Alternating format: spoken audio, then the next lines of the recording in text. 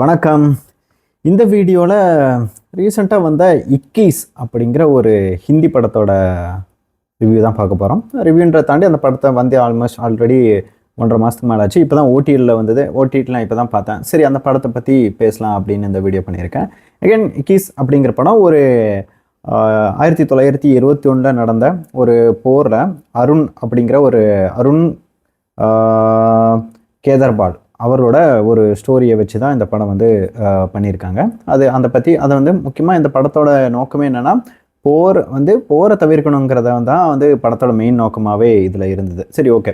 இந்த படத்தோட கதை என்னென்னா 1971 அக்டோபர் 14 அங்கே வந்து அகமது நகரில் ஒரு இடத்துல ஒரு பயிற்சி பண்ணிகிட்டு இருக்காரு இந்த அருண் கேதர்பால். அப்போ தான் வந்து அன்றைக்கி தான் வந்து அவரோட 21வது பிறந்தநாள் 1971. அந்த டைமில் 21 பிறந்தநாள் கரெக்டாக அப்போ தான் வந்து டிசம்பர். அதே சமயத்தில் போர் ஆரம்பிக்கிற மாதிரி இருக்குது. அந்த டைமில் வந்து அவர் இங்கே இந்த பீரங்கிலாம் இருக்கும்ல, அதில் வந்து டேங்க் கமாண்டராக அவர் வந்து அங்கே இது பண்ணிக்கிட்டு இருக்காரு அங்கே. அப்போ 1971 டிசம்பர் 3 அந்த டைமில் வந்து போர் வந்து அறிவிச்சிடுறாங்க. இந்தியா பாகிஸ்தான். அதுக்கு அந்த போருக்கு பேர் வந்து அந்த ஒரு இடத்துல வந்து பர்டிகுலர் நடக்கிறதுக்கு பேர் பேட்டில் ஆஃப் பசந்தர் அப்படிங்கிற ஒரு இடம். இவர் வந்து அந்த போருக்கும் போகிறாரு. இது பேரலாக வந்து இப்போ ப்ரெசண்ட்டில் நடக்கிற மாதிரி ஒரு ஸ்டோரி காட்டுறாங்க. அதில் வந்து அருணோட அப்பா அருளோட அப்பா வந்து அவரோட பேர் மதன்லால் பிரிகேடியர் மதன்லால். அவர் வந்து பாகிஸ்தானுக்கு அவர் படித்த ஒரு காலேஜுக்கு சும்மா ஒரு மீட்டுக்காக போகிறாரு ஃப்ரெண்ட்ஸ் எல்லாம் பார்க்குறதுக்கு. அங்கே வந்து ஒரு கமெண்டர் வந்து அவர் வந்து ரிசீவ் பண்ணுறாங்க. இதுவும் பேரலால் நடந்துக்கிட்டு இருக்கு. அப்புறம் எகைன் வந்து நம்ம பாஸ்ட்டுக்கு போகுது. அங்கே வந்து அவங்க அருண் ட்ரைனிங் எடுக்கிறது, அப்புறம் வாருக்கு போகிறது, அப்புறம் அங்கே அவருக்கு காதல் இருக்கிறது, இந்த மாதிரி விஷயங்கள்லாம் காட்டப்படுது. அதுக்கப்புறம் வார் சீன்ஸ்லாம் வருது. முக்கியமாக இந்த பீரங்கில் அந்த மாதிரி வார் சீக்வன்சஸ்லாம் வருது. அதுக்கப்புறம் என்ன ஆகுதுன்னா, ஒரு கட்டத்தில் அவர் வந்து அந்த பார்டரில் பசந்தர் அந்த இடத்துல போர் பிடிச்சிட்டு இருக்கும்போது பாகிஸ்தானில் இருக்கிறவங்கள இவங்க வந்து இந்த அருணை வந்து மக்கள் வந்து இவர் பாகிஸ்தான் வீரர் அப்படின்னு நினச்சிக்கிறாங்க. அந்த இடத்துல வந்து அந்த இடத்துல வந்து இந்திய மக்கள் எல்லாமே வந்து இவர் பாகிஸ்தான் வீரர் அப்படின்னு நினச்சி இவரும் வந்து ஆக்சுவல் பாகிஸ்தானுக்கு எகென்ஸ்டாக தான் வந்து போர் பண்ணிக்கிட்டு இருக்காரு.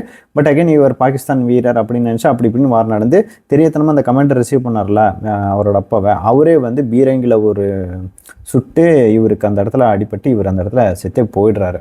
இந்த படத்தில் அவர் அந்த இடத்துல இறந்து போயிடுறாரு.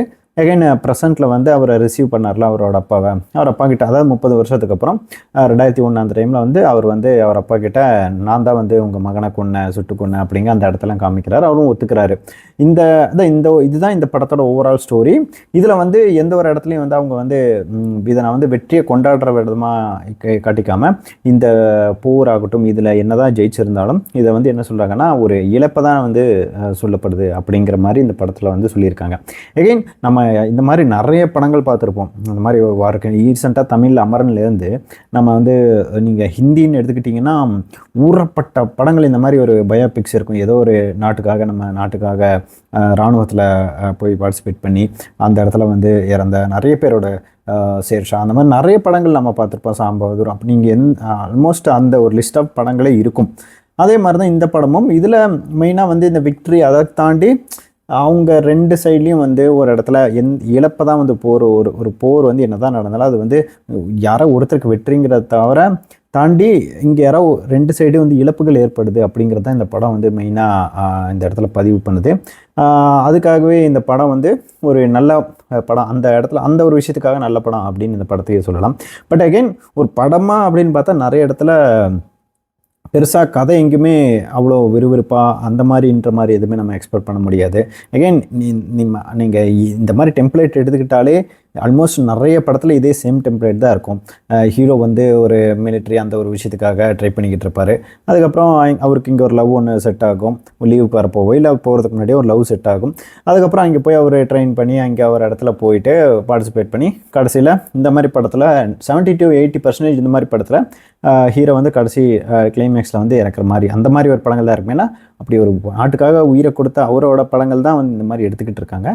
அதே மாதிரி தான் அமரனும் நமக்கு ஒர்க் அவுட் ஆச்சு. ஏன்னா எனக்கு அமரன் வந்து பெருசாக ஒர்க் அவுட் ஆகாததுக்கு காரணம் நான் ஹிந்தியில் இந்த மாதிரி அதிகமான அந்த படங்கள் பார்த்தாச்சு. அதனால் வந்து அமரன் வந்து ஓகேன்ற மாதிரி தான் எனக்கு எனக்கு வந்து புதுசாக எதுவுமே இல்லையேன்ற மாதிரி தான் இருந்துச்சு. மேபி நம்ம ஊரில் அது அந்த மாதிரி ஒரு கதையை வச்சு எடுக்கிறது வந்து புதுசாக இருந்தது தவிர, எனக்கு அது ஆல்ரெடி இந்த மாதிரி நான் நிறைய படங்கள் அதை பார்த்ததுனால எனக்கு புதுசாக இதில் பட் டீசெண்டாக ஒரு ஓகே நல்ல படம். நம்ம தமிழ்லேயே வந்து இந்த மாதிரி ஒரு படம் நம்ம ஊரில் இருந்த ஒரு போர் இராணுவ வீரர் பற்றி எடுத்திருக்கான்றது வச்சு நம்ம சொல்லலாம். சரி, இந்த படத்தை பற்றி பார்த்தோம்னா இந்த படத்தில் அதான் ப்ளஸ்ன்னு பார்த்தா இந்த சொல்லப்பட்ட விஷயங்களாகட்டும், அங்கங்கே நடிகர்களோட பர்ஃபார்மன்ஸ் மட்டும்தான் எனக்கு மிகப்பெரிய ஒரு நல்ல விஷயமா இருந்தது தவிர, படம் ரொம்பவும் ஸ்லோ தான்.